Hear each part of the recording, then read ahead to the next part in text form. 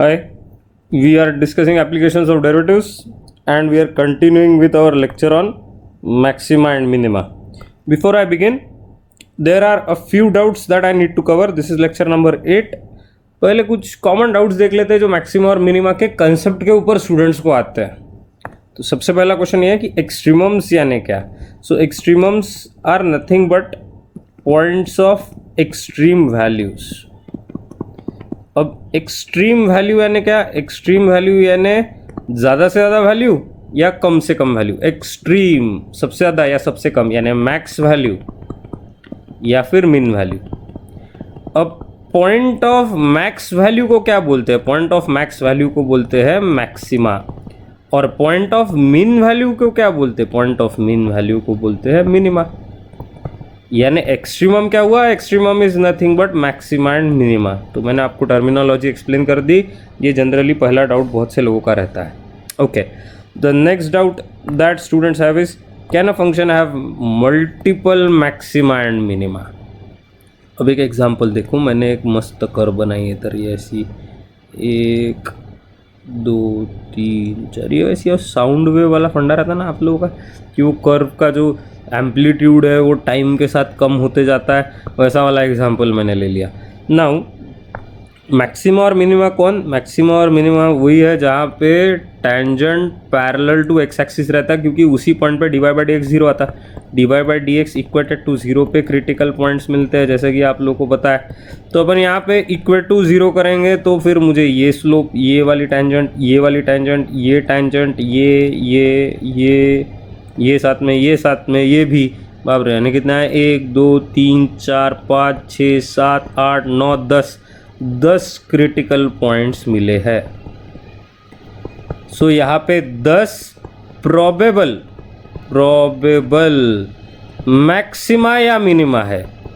10 probable maxima या minima. Probable क्यों बोला? क्योंकि सेकंड डेरिवेटिव टेस्ट से भी चेक करना पड़ता है। तो मल्टीपल मैक्सिमा या मिनिमा रह सकते हैं क्या? हाँ, बिल्कुल रह सकते हैं, क्योंकि d y by d x equated to zero उधर आ जाता है। लेकिन मल्टीपल मैक्सिमा और मिनिमा के मल्टीपल मैक्सिमम और मिनिमम वैल्यूज आ सकते हैं क्या? जैसे यहाँ कर्व पे देख रहे होंगे, तो इधर सपोज एम्पलीट्यूड आ जाएगी 3 और यहाँ पे एम्पलीट्यूड आ जाएगी सपोज 0.5, ठीक है।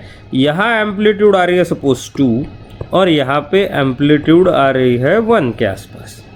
तो अब 3 पे मैक्सिमा था, 3 पे मैक्सिमा था, अगर कहाँ गया, हाँ 3 पे अगर मैक्सिमा था तो अपन ने बोला कि चलो 3 पे मैक्सिमा है, 0.5 पे मिनिमा है, अब 2 पे भी मैक्सिमा है और 1 पे मिनिमा है। तो आप लोगों का क्वेश्चन जो आपके दिमाग में आ सकता है, यानी सपोज ये x1 है, ये x2 है, ये x3 है, ये x4 है। x1 and x3 are maxima, x2 and x4 are minima. So does it mean that 3 and 2 are maximum values of the function and 1 and 0.5 are minimum values of the function? Then no. Maximum value of the function is 3 and the minimum value of the function is 0.5 according to this diagram. Maximum ज़्यादा से ज़्यादा value 3 है, कम से कम value 0.5।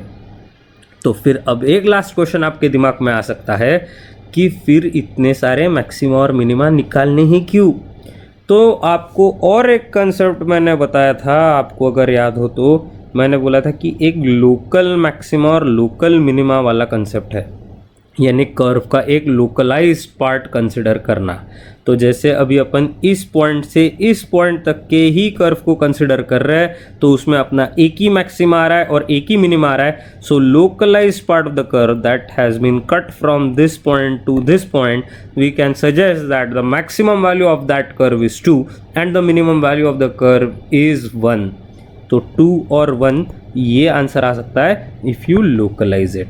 3 और 0.5 ये global आ गए। So this is example of global maxima and minima, and this is an example of local maxima and minima. I hope now it is clear. So maximum और minimum values of the function एक ही रहने वाले, globally एक ही रहेगा, लेकिन localise कर दिया तो अलग आंसर भी आ सकता है कुछ केसेस में। इसकी ज़्यादा चिंता अपने को करना नहीं, because second derivative takes the care of entire part. I mean, the test is sufficient. If you learn second derivative test properly, you will always get the answer. You need not worry about the procedure involved here. But it is important, जब आप कुछ पढ़ रहे हो तो हर एक चीज़ को बहुत अच्छे से पढ़ना ज़रूरी है, इसलिए मैंने आपको टोटल डिस्क्रिप्शंस दे दिए. एक लास्ट पार्ट, इंटरवल क्लोज रहा तो क्या. अभी तक के मैक्सिमम क्वेश्चंस अपन ने पढ़े हैं ओपन इंटरवल पे. अब अगर एक क्लोज्ड इंटरवल रहा तो इसमें क्या चेंजेस आने वाले. सो ओपन की मेथड अलग रहती है और क्लोज्ड की स्लाइटली अलग रहती है ओपन से. बहुत ही एक ही फ़र्क रहता है उसमें, लेकिन वो हर बार करना पड़ता है. So for that see we have solve all the problems on open interval. Now we are going to solve couple of problems on closed interval. In closed interval there is a proper procedure involved. I will explain it to you. It is simple. Look at the question. पहला दिया हुआ है find points of absolute maximum and minimum for the function. ये बंडलबाजी वाला नाम है, यानी आपको मैक्सिमा और मिनिमा निकालना है. Points of maximum and minimum यानी मैक्सिमा और मिनिमा. तो मैक्सिमा और मिनिमा निकालना है. फंक्शन ये है x-1 to the power 1/3 into x-2. 1 is less than or equal to x, less than or equal to 9. Observe the interval. Interval is closed from 1 to 9. अब closed interval वाला ये पहला problem है, इसकी एक प्रॉपर प्रोसीजर है. Let's start from the solution. अब y दिया हुआ है x-1 to the power 1/3 into x-2. इसको करना डिफ्रेंशिएट. तो dy by dx कितना आ जाएगा. dy by dx is going to be 1/3 into x-1 to the power -2/3 into x-2 plus, है ना, ऐसा आएगा ना, प्लस आगे आएगा x-1 to the power 1/3 into derivative of x-2 is going to be 1 and we will equate that to 0. अगर मैंने यहाँ से suppose x-1 to the power 2/3 common निकाला, x-1 to the power -2/3 ये कॉमन निकाल लिया, तो यहाँ क्या बचेगा सोचो. तो इधर बचने वाला है सबसे पहले x-2 अपॉन 3. ये टर्म कॉमन निकाली, ये टर्म कॉमन निकाली है, लेकिन इसमें से -2/3 कॉमन निकाला था, 1/3 था, यानी ये बचेगा x-1, है ना, x to the power 1 x-1 to the power 1/3 upon x-1 to the power -2/3. ऐसा रहेगा ना कॉमन निकालते हो, तो ये ऊपर चले जाएगा, दोनों ऐड हो जाएंगे और सिर्फ x-1 ऐसी टर्म अपने पास में आने वाली है. Equate this to 0. Now if I equate that to 0, इसको थोड़ा यार सिंप्लीफाई करना ही पड़ेगा यार, बहुत ही बेकार बात हो गई. चलो एलसीएम लेते हैं. ये आता है 1/3, बाहर ले लेंगे x-1 to the power -2/3 ऐसा ले लेंगे, इनटू यहाँ आएगा फिर x-2 प्लस 3x-3. चलो ठीक है, इक्वेटेड टू 0. यानी इसको लिख सकते हैं 1/3 into x-1 to the power 2/3 into कितना 4x-5 इक्वेटेड टू 0. ये कैंसिल, ये कैंसिल, इसको फेंक देंगे ना टोटली राइट हैंड साइड पे. 4x-5 equal to 0 means x is equal to कितना 5/4. 5/4 यानी कितना आएगा 1.25. Does it lie in the interval. Yes it does. तो ये चेक करना पड़ता कि ये it lies in the interval 1,9. ऐसा करने से आपको एक क्लैरिटी आ जाएगी सॉल्विंग में. It does lie. Now if it does lie, there is one last thing remaining. You will find f'(x). तो f'(x) यानी ये मेहनत वाला काम है इधर का. तो f'(x) is going to be, पूरी वैल्यू निकालनी पड़ेगी यार मुझे तो. या एक काम करते हैं, चलो ठीक है, f'(x) निकाल लेते हैं. यहाँ पे मैं और कुछ सोच रहा था और अलग से कोई प्रोसीजर, बट जाने दो, ठीक है. So what we had with us was, ये था ना 1/3 इंटू x माइनस, चलो f'(x) लिखता हूँ मैं पहले. f'(x) क्या था 1/3 x-1 to the power -2/3 into 4x-5 ऐसा था मेरे पास में.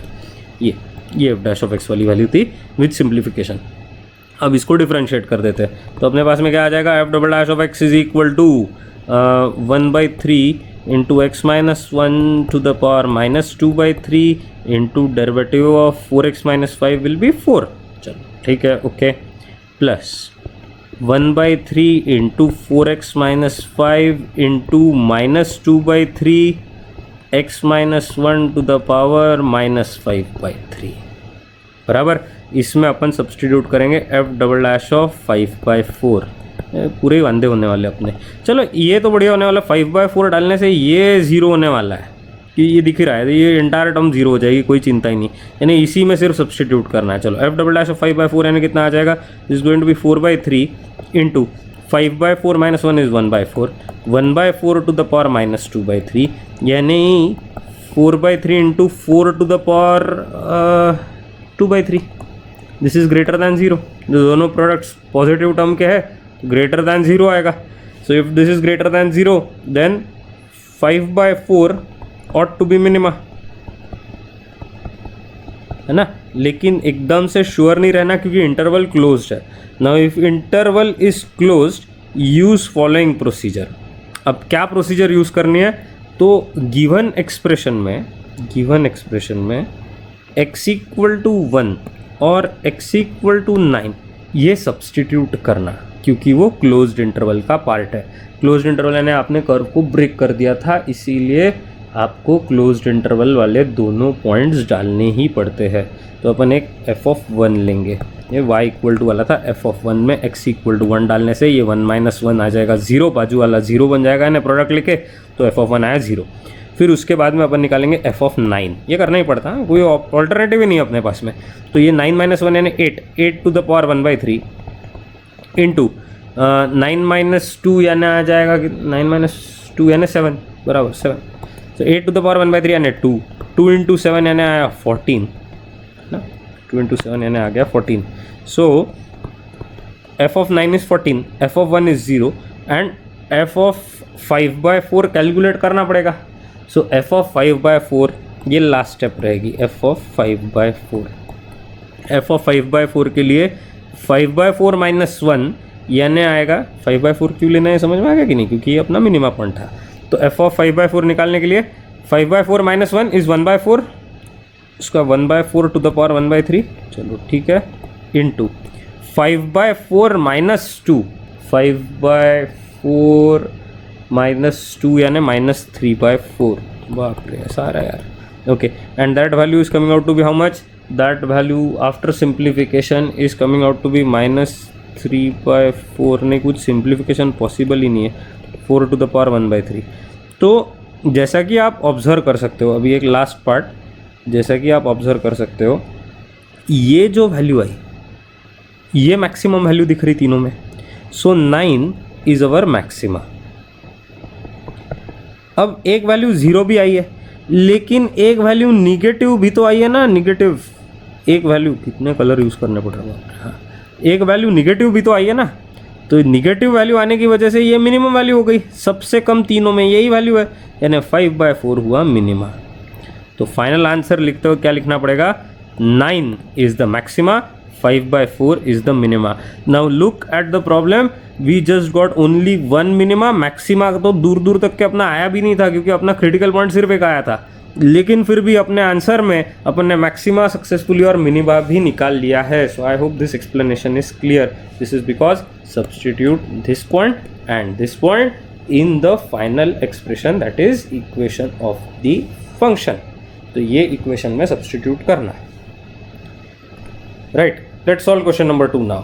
तो क्वेश्चन नंबर 2 में अभी दिया हुआ है, find the points of maxima and minima for the function f of x is equal to sin square x minus cos x, x belongs to closed interval 0, pi.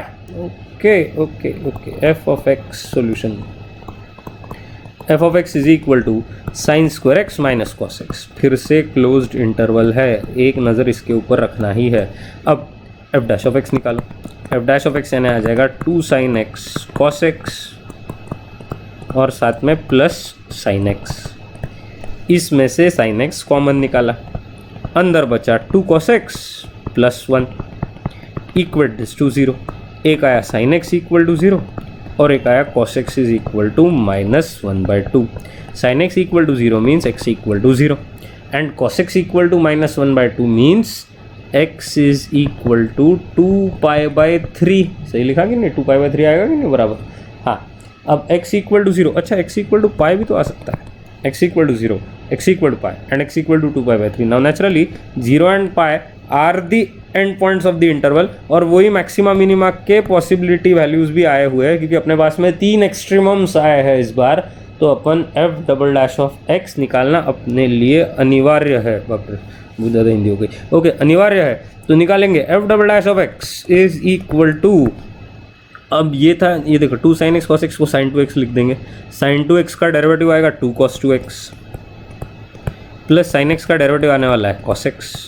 इसमें डालेंगे f डबल डैश ऑफ 0 लेंगे, f double dash of 0 यानी आ जाएगा cos 0 1 यानी total 2 + 1 that is 3। फिर अपन लेंगे f double dash of पाई, तो ये आएगा 2 × cos 2 pi, cos 2 pi will be 1, cos pi will be -1 यानी ये 1 आ रहा है। सो this is greater than 0, this is also greater than 0, so 0 and pi can be points of minima. लेकिन minimum value आती कि नहीं वो देखना पड़ेगा, लोकल है कि ग्लोबल है, वो वाला फंडा है ना अपने पास में, वो चेक करना पड़ता है लास्ट स्टेप में। Now there is one last step remaining, f of 2 pi by 3। Okay, now f of 2 pi by 3 is going to be 2 × cos of 4 pi by 3 plus cos of 2 pi by 3। अब cos of pi by 3 यानी pi plus pi by 3 यानी minus cos of pi by 3 यानी -1/2, cos of 2 pi by 3 is minus cos of pi by 3 यानी ये भी -1/2, ये आ गया -3/2 which is less than 0, so 2 pi by 3 has to be maxima. Last step क्या थी, तो ओरिजिनल f ऑफ x में तीनों एक्सट्रीमम सब्सटीट्यूट करना। f of 0 sin 0 is 0, cos 0 is 1, minus sign थी यानी f of 0 -1 आ गया।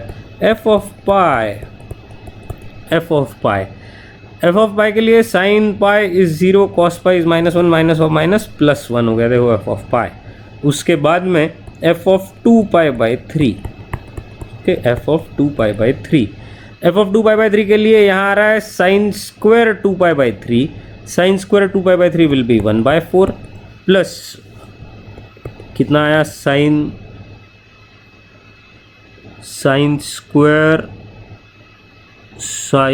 cos of 2 pi by 3 is -1/2, minus और माइनस प्लस 1/2 यानी आ रहा है 3/4। सो एज अ रिजल्ट, ये कुछ तो भी गड़बड़ की कह रहा मैंने, हाँ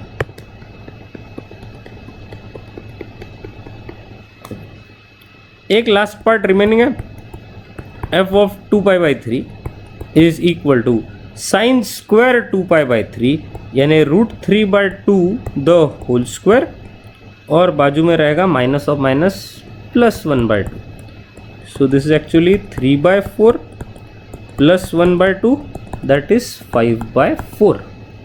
अब एब्सोल्यूट मैक्सिमा कौन यानी ग्लोबल मैक्सिमा कौन, तो फाइनल आंसर मार्क करना है। ये देखो f of 0 -1 ये सबसे मिनिमम वैल्यू थी, यानी 0 जो हुआ वो अपना हुआ मिनिमा,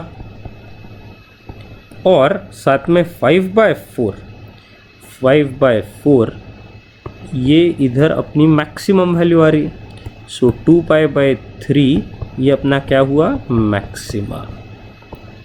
अच्छा 1 क्या है, 1 एक बॉइल है, 1 के ऊपर f ऑफ पाई यानी जो पाई वैल्यू है ये एक मिनिमा तो ज़रूर है, लेकिन ये ग्लोबल मिनिमा या एब्सोल्यूट मिनिमा नहीं है।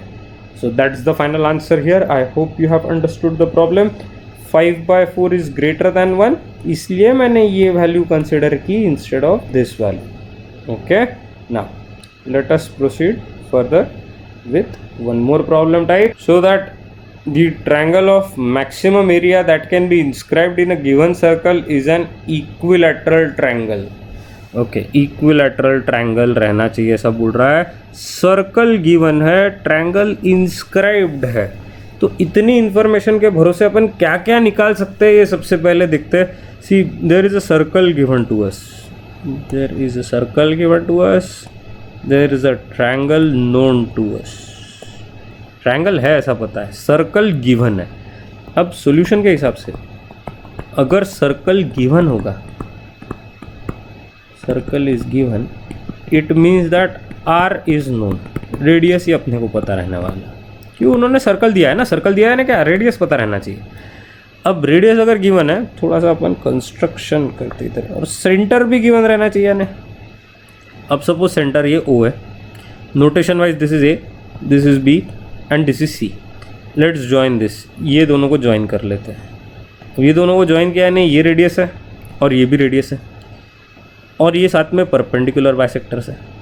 ये अपने को पता ही है, perpendicular drop from the centre to the chord bisects the chord. तो ये एंगल बाइसेक्टर भी रहने वाला, ये थीटा है, तो ये सपोज हाँ ये दोनों थीटा ले लेते हैं, यानी ये टोटल 2 थीटा हो गया। टोटल 2 थीटा है तो उसका हाफ ऊपर रहना चाहिए, यानी ये थीटा हो जाएगा। चलो बहुत बढ़िया काम हो गया ये अपने लिए। अब और एक बात मैं आप लोगों को बताऊंगा कि अगर ये ट्रायंगल OBC ये आइसोसेलेस ट्रायंगल है कि नहीं, उससे सिमिलर ट्रायंगल ABC है, तो वो भी एक आइसोसेलेस ट्रायंगल रहेगा।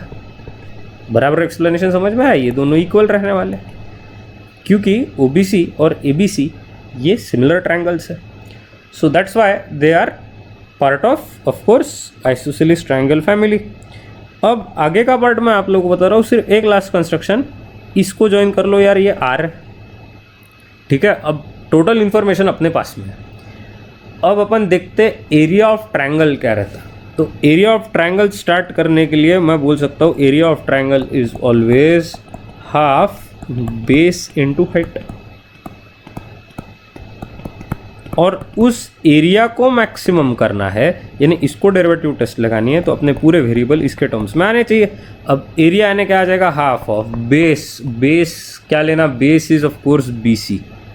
अपन आगे देखते हैं BC बेस। हाइट क्या है, हाइट है AD, ट्रायंगल ABC में base is BC, height is AD। अच्छा, अब अपने को यूज करना है AD के हिसाब से और BC के हिसाब से। तो देखो BC is actually twice of BD, है ना। ये ट्रायंगल कंसिडर कर लो, सिर्फ इतना, ये ट्रायंगल कंसिडर करो BO और D, बराबर। अब मुझे अगर BD निकालना है, मुझे पता है ये ट्रायंगल है, ये थीटा, ये 90 डिग्री, ये रेडियस। तो अगर मुझे सपोज BD को लिखना है, तो BD क्या रहेगा, BD रहने वाला है R, BD is going to be R sine theta. क्यों? क्योंकि ये थीटा के अपोजिट साइड है, BD is R sine theta. So BC क्या आएगा, BC is going to be twice R sine theta. समझ में आ रहा हो शायद सब लोगों को यार, है ना, बराबर है कि नहीं। अच्छा, और OD क्या रहेगा बताओ, तो OD इज इक्वल टू, ये OD है, बहुत सारे रंग यूज़ करने पड़ रहे हैं क्योंकि ऐसा दिखा नहीं सकता हूँ ना मैं आप लोगों को वीडियो लेक्चर में। OD, ये OD है, OD ये एडजेसेंट साइड है, यानी ये R cos थीटा रहेगा कि नहीं, this is going to be R cos theta. OD is R cos theta, but what is AD, observe AD is actually AO, diagram देखो हाँ, AO प्लस OD, AO ये radius है, OD ये R cos theta है, यानी AD की जो value आई है अपने पास में वो है R times 1 plus cos theta. और अपन ने एक इम्पॉसिबल बात कर ली कि अपन ने सब कुछ कन्वर्ट कर लिया है in terms of theta finally.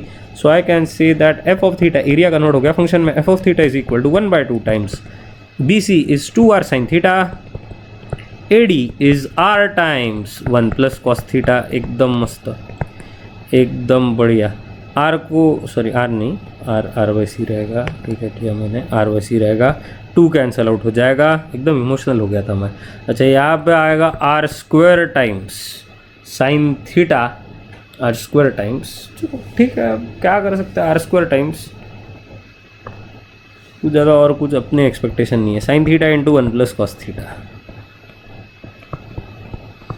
So F dash of theta अपन निकालेंगे, एफ डैश ऑफ थीटा कितना आने वाला है, it's going to be R square into sine theta into cos theta का derivative minus sine theta plus 1 plus cos theta, R square into 1 plus cos theta and derivative of sine theta is cos theta.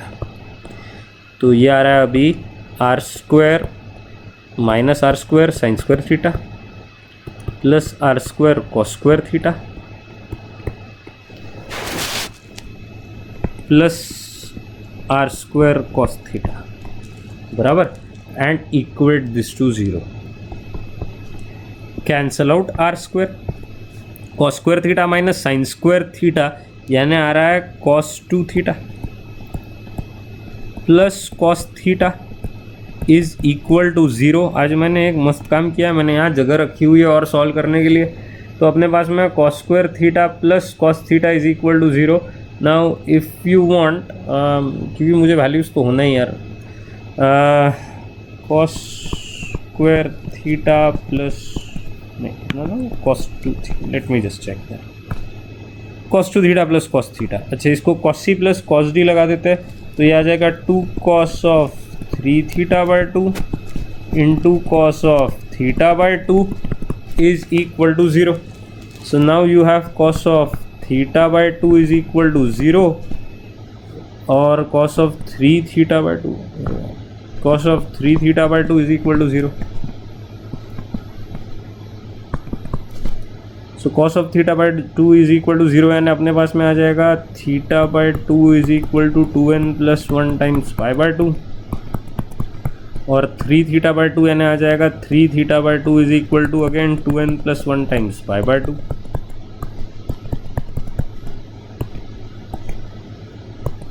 सो ये values आ रही है, theta is equal to 2n plus 1 times pi, या फिर 2n plus 1 times pi by 3. Now as you know, you have to remember this कि theta ये तो angle of triangle था, अब वो 180 से ज़्यादा तो रह नहीं सकता, तो इसीलिए उस हिसाब से अपने को चेक करना पड़ेगा. तो अब n इक्वल टू अगर मैंने 1 डाल दिया तो ये तो 3 पाई हो जाता, n इक्वल टू 0 डाला तो ये पाई होने वाला, ये चलता नहीं अपने को. यहाँ अगर n इक्वल टू 0 डाला तो एक थीटा आ जाएगा पाई बाई 3 ना, और अगर मैंने सपोज n इक्वल टू और ज़्यादा की वैल्यू डाली 1 2 3, नहीं बहुत ज़्यादा हो जाएगी, सिर्फ एक ही वैल्यू आ रही है, theta is equal to pi by 3. अब एक लास्ट काम, यानी इधर से अपने पास में एफ डैश ऑफ थीटा था, f dash of theta was r square times, f dash of theta was r square times cos 2 theta plus cos theta. इसको डिफ्रेंशिएट करते हैं, F double dash of theta कितना आ जाएगा अपना, it is going to be r square times minus 2 sine 2 theta minus sine theta. इसमें substitute करो pi by 3, f double dash of pi by 3 is going to be minus r square, minus sine common, 2 sine 2 pi by 3 यानी root 3 by 2 plus again root 3 by 2. So this is actually minus r square 3 root 3 by 2 which is less than 0. Pi by 3 is maxima, और maxima पे क्या रहता है, area is maximum. एक last part, last part है, आप बोलोगे last part है क्या, हाँ है ना, क्यों नहीं है बाबा, भयंकर वांदे हो गए ना. अब देखो ये थीटा की वैल्यू अपनी पाई बाई 3 आई है. अब अपने को पता है ये तो दोनों ऑलरेडी इक्वल थे क्योंकि आइसोसेलेस ट्रायंगल था. अब ये पाई बाई 3 अगर है तो अपन ऐसा बोल सकते हैं, let us consider this as alpha, तो ये भी अल्फा रहेगा ना. So 2 alpha plus pi by 3 is equal to pi, 2 alpha is equal to pi minus pi by 3 यानी 2 पाई बाई 3, यानी अल्फा की वैल्यू भी कितनी आई, pi by 3. Alpha pi by 3, यहाँ पे इधर भी पाई बाई 3, इधर भी पाई बाई 3, ऐसा तीनों इक्वल है, यानी ये कहाँ पे होता है, in equilateral triangle. Hence proved area is maximum, it is an equilateral triangle. एकदम मस्त क्वेश्चन था ये, समझ में आ गया हो होपफुली आप लोगों को. क्वेश्चन नंबर 4 पे चलते हैं अभी. Let AP and BQ be two vertical poles at points A and B respectively. If AP is equal to 16 meter and BQ is equal to 22, AB is equal to 20, then find the distance of point R on AB from point A such that RP square plus RQ square is minimum. अब ये काफ़ी information है, और जब काफ़ी information रहती तब मैंने पहले ही बताया आप लोगों को कि काम आसान रहता. AP and BQ are two vertical poles, साथ में at point A and B respectively, यानी उनके बेस A और B है. ठीक है, AP is equal to 16 metre, B Q is equal to 22 metre, A B is equal to 20। Okay, चलो ठीक है। Then find the distance of point R, R एक वेरिएबल पॉइंट है, on A B from point A such that R P square plus R Q square is minimum. Right, तो अभी यहाँ पे अपने को एक पॉइंट ए कंसिडर करना पड़ेगा, ए पी एक वर्टिकल पोल हुआ, ए और बी के बीच में 20 मीटर का अंतर है, ए पी और साथ में बी क्यू, अरे कहाँ गया, B Q, B Q, okay. अब ए पी और बी क्यू मार्क कर दिए, ए पी और बी क्यू के साथ एक पॉइंट आर भी है करीब सा इधर, ओके। अब ये ज्वाइन किया, पॉइंट आर इधर ले लेते हैं और ये ज्वाइन कर दिया, okay. Now this is our diagram, so let's write the given values, this is 16, this is 22, okay, this total is 20। एक तो distance of point R on A B from point A बोला है, चलो इसको ले लेते हैं x, ये रहेगा 20 माइनस एक्स, मस्त है कि नहीं काम ये, ठीक है। आर पी यानी ठीक है, चलो जम गया काम, सब कुछ गिवन है। अब इसका एफ ऑफ एक्स जो है अपना, जिसको मिनिमम करना है, मिनिमाइज करना है, वो फंक्शन अपना मैक्सिमा मिनिमा फंक्शन रहता, वो है R P square plus R Q square. तो R P square plus R Q square है, R P square is actually X square, ये हाइपोटेनियस है कि नहीं है आर पी स्क्वायर, तो वो रहेगा एक्स स्क्वायर प्लस 16 स्क्वायर, और आर क्यू स्क्वायर जो रहेगा वो रहेगा 20 minus x the whole square plus 22 square, फिर से आर क्यू एक और एक हाइपोटेनियस है। तो ये अपना एफ ऑफ एक्स है, एफ डैश ऑफ एक्स निकालते, f dash of x will be equal to 2x, ये 0, इसका डेरिवेटिव रहेगा -2 इंटू 20 माइनस एक्स, और ये भी साथ में 0, तो ये कितना आ रहा है, this is going to be 2x minus 40 plus 2x equated to 0 now, 4x minus 40 equal to 0, that means x is equal to 10। अब x equal to 10 single point मिला हुआ है, f double dash of x निकालना पड़ेगा, f double dash of x इसका derivative है, ये कितना आ जाएगा 44x माइनस 40 का डेरिवेटिव यानी 4, इसने अपने को चांस भी नहीं दिया। f डबल डैश ऑफ 10 भी कितना आने वाला 4 विच इज ग्रेटर देन 0, तो 10 कौन है, 10 is minima। If 10 is minima, that is the distance of point R from A, where RP square plus RQ square is going to be minimum, and that, ladies and gentlemen, is the final answer। ठीक है, चलो next problem पे चलते हैं, question number 5। A square piece of tin of side 24 centimeter is to be made into a box without top by cutting a square from each corner and folding up the flaps to form a box. Ultimate, wow। What should be the side of the square to be cut off so that volume of the box is maximum? अब ये diagram जो है, diagram ये इस प्रकार से बनने वाली है, ये स्क्वायर पीस, ये x, ये सपोज x, ये भी x रहेगा ना, ऑफ कोर्स, राइट, ये x, ये भी x रहने वाला, ये x, ये भी x रहने वाला। अब आपको थोड़ा सा इधर घर पे एक्सपेरिमेंट करना है, ये समझने के लिए अच्छे से। सपोज आपने इसको कट कर दिया, ये कट कर दिया, ये भी कट किया, ये भी कट किया, तो जो आपके पास में बचेगा वो एक्चुअली ऐसा रहेगा नहीं, ये फॉर्मेट में अपने पास में बची हुई डायग्राम रहने वाली, ऐसे प्लस साइन की तरह दिखने वाली। Now if you fold up the flaps, ये ऊपर कर दोगे, ये इसको ऊपर कर दोगे, इसको ऊपर कर दोगे, ये ऊपर करोगे, और साथ में ये भी ऊपर करोगे, okay, all of them, you just fold them up तो अगर आपने उसको कंस्ट्रक्ट किया तो कंस्ट्रक्ट करते वक्त आपको ये ऐसा दिखना चाहिए, ये बॉक्स बन जाएगा ना, ऐसा बॉक्स, ये ऐसे इस प्रकार का वैसा बॉक्स बन जाएगा आपके पास में। Now this box that is created, this is of course without a top, क्योंकि जब आपने फ्लैप्स को फोल्ड करके ऊपर किया था तो ऊपर एनक्लोज करने वाला कुछ भी नहीं था। अगर आप ऑब्जर्व करते हो कि ये डायग्राम के डायमेंशंस कैसे रहने वाले हैं, देखने वाली बात बहुत आसान है वैसे, आप लोग ऑब्जर्व करो।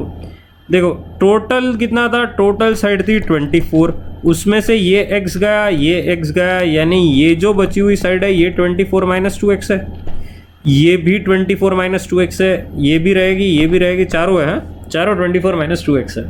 तो एक्चुअली बेस जो अपना है वो स्क्वायर है, ये स्क्वायर है। और हाइट जो है ये देखो, इसी फ्लैप को अपन ने ऊपर करके हाइट बनाएगी नहीं। अब ये जो फ्लैप अपनी बनी है इसको अपन ने x का स्क्वायर कट करके बनाया था, यानी ये डायमेंशन x का है, तो हाइट जो बनने वाली है ये भी x के डायमेंशन से रहेगी। अब एरिया अगर निकालना है, चलो सॉल्यूशन देखते हैं। सॉरी, एरिया नहीं निकालना, अपने को क्या निकालना है, volume of the box is maximum, volume निकालना है। तो वॉल्यूम का फॉर्मूला क्या रहता है, वॉल्यूम का फॉर्मूला हमेशा रहता है area of base into height, बराबर है कि नहीं। अब वॉल्यूम रहेगा एरिया ऑफ बेस, बेस तो स्क्वायर है, एक साइड है 24 माइनस 2x, तो ये बन जाएगा इंटू होल स्क्वायर, और हाइट ये x है। अपना टोटल फंक्शन आ गया, मस्त आ गया ये अभी एफ ऑफ एक्स के टर्म्स में, this is x into 24 minus 2x the whole square. Differentiate this, f dash of x will be equal to x into 24 minus 2x into, पहले तो 2, इसका 2 नीचे आएगा, इंटू माइनस 2, ज़्यादा टर्म्स थे, plus 24 minus 2x the whole square into 1। चलो यहाँ से अपन कॉमन निकालते हैं 24 माइनस 2x को। 24 माइनस 2x अगर कॉमन निकाला तो यहाँ पे बचेगा 24, ये वाली टर्म 24 माइनस 2x, और साथ में ये कौन सी टर्म्स बची है, माइनस 4x, बराबर, right. I think it is correct, minus 2 into 2x, yes minus 4x, बराबर। Now equate these to 0, our derivative test suggest that equate this to 0। मेरे पास में एक रिकामी स्लाइड है, क्या है, चलो 24 minus 2x is equated to 0, you will get this as one part and 24 minus 6x equal to 0 as the other part. यहाँ आ जाएगा x इज इक्वल टू 12, और यहाँ आता है x इज इक्वल टू 6 नहीं 4, x is equal to 4। x equal to 12 अगर रहा, ये देखो ना, x इक्वल टू 12 अगर रहा तो 24 माइनस 2x 0 आ जाएगा, उसका बेस ही नहीं है, वो डब्बा कहाँ से बनेगा इन्हें, so x equal to 12 is just not possible, ये नहीं है। x equal to 4 is geometrically possible, लेकिन एरिया को मैक्सिमम बताना था, तो उसके लिए अपने को, सॉरी वॉल्यूम को मैक्सिमम बताना था, उसके लिए अपने को F double dash of x निकालना पड़ेगा। अच्छा, अपने पास में पहले मैं देख लेता हूँ ये क्या है, F dash of x 24 minus 2x into 24 minus 6x, चलो ठीक है। So F dash of x was 24 minus 2x into 24 minus 6x, एक एक करके सब्सटीट्यूट करते हैं। F double dash of x is equal to कितना आएगा, 24 minus 2x into minus 6 plus 24 minus 6x into minus 2। चलो F double dash of 4, F double dash of 4 यानी ये आ जाएगा 12 नहीं, कितना 12 नहीं, हाँ 24 माइनस 8, 24 माइनस 8 यानी 16 इंटू माइनस 6 प्लस 24 माइनस 24 यानी 0, तो ये आ रहा है माइनस 96 इज इट, बराबर है क्या, हाँ, is less than 0, so 4 is maxima, 4 is maxima, so volume is maximum, maxima पे मैक्सिमम वैल्यू अकर होती है, हेंस प्रूव। निकाल लिया। इसमें कुछ और बोला है क्या, what should be the side of square to be cut off, side of 4 centimetre should be cut off, square of side 4 centimeter should be cut off, that is the okay. Question number 6, A manufacturer can sell X items at the price of rupees 5 minus X by 100 each. The cost price of X items is rupees X by 5 plus 500. Find the number of items he should sell so as to attain maximum profit. So for solution, यहाँ पे देखो manufacturer can sell X items बोला है at the price of rupees इतना each. तो यानी अगर मैंने बोला selling price of X items क्या है, तो selling price of X items is going to be 5 minus x upon 100 into x, क्योंकि x आइटम सेल किए हैं, हर एक की कीमत इतनी है, तो इंटू x करोगे तो selling price of x items आ जाएगा. अच्छा, cost price of x items already दिया हुआ है. Cost price of x items is this much. So cost price of x items is x by 5 plus 500. और फिर अपन लिखेंगे profit. Profit is equal to selling price minus the cost price. Selling price कितनी थी, तो x से multiply करके लिखते हैं 5x minus X square by 100 minus cost price आ जाएगी minus x by 5 minus 500. So this is our F of X. क्योंकि इसको मैक्सिमम प्रॉफिट लाना है तो एफ डैश ऑफ एक्स निकालेंगे डेरिवेटिव टेस्ट लगाने के लिए. एफ डैश ऑफ एक्स आ जाएगा 5 माइनस 2x अपॉन 100 और minus 1 by 5 equated to 0. 5 minus 1 by 5 यानी आएगा 24 by 5 minus x upon 50 equal to 0. तो x की वैल्यू कितनी आ रही है 240. So F double dash of x निकालना पड़ेगा. F double dash of x के लिए 5 का डेरिवेटिव 0 माइनस 1 बाय 5 का डेरिवेटिव 0 माइनस 2x बाय 100 का डेरिवेटिव आ जाएगा of course minus 1 by 50 only. F double dash of 240 is again going to be minus 1 by 50 which is less than 0.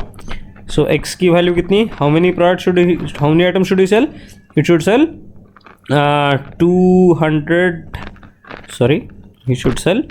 240 items in order to have maximum profit. So that's the end of the lecture, right? So we'll discuss one more session for maxima and minima, and then we'll have a doubt session for the remaining questions. So bye for now.